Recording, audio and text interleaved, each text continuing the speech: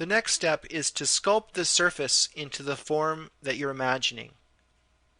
Go to the surface CV level to do this.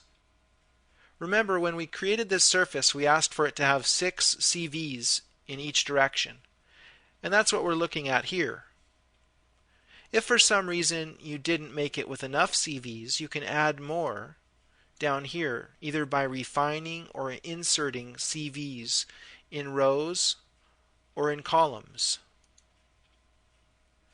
Now I'm not going to do that because I have enough CVs to get the shape that I want.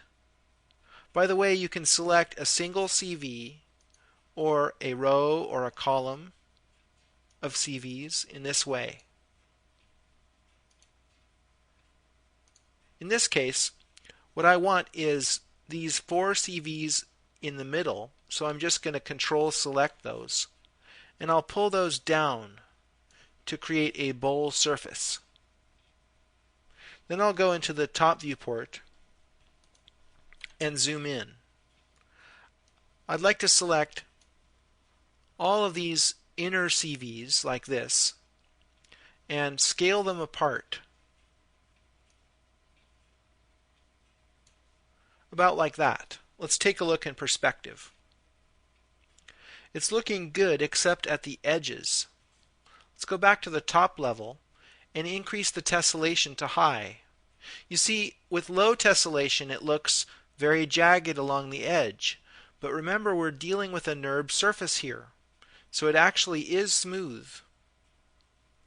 I'll set medium tessellation while I'm modeling, and if we switch into ISO mode, we can see the surface represented here with these curved lines.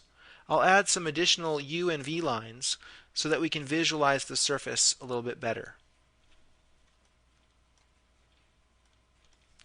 I'll go back to the surface CV level, and this time what I'll do is select these lower 4 CVs.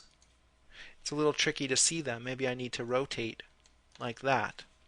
And then I'll scale them closer together like that, so that we create a little bit more of a pinched bowl effect. I'd like to accentuate that, and perhaps another way to do that is to go to the imports level where I can access the ellipse parameters. And here I can change the shape of the object and make it a little bit more elliptical in that way.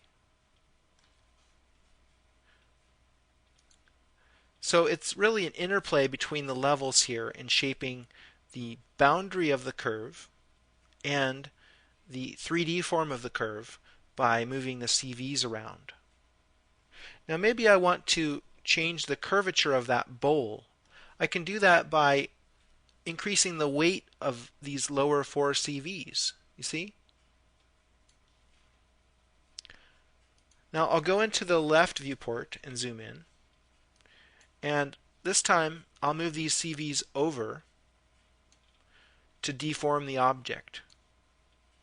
Now, there's really no one way to do this. I'm just interactively shaping the object by pulling things around. I'm imagining this as the seat that you will sit in here, and so I want to create an area like right here where you'll be resting in, and your back would go up this way. So I want that to be nice and smooth, looking good. I'll look at it in perspective, and let's go back into shaded mode by pressing F3.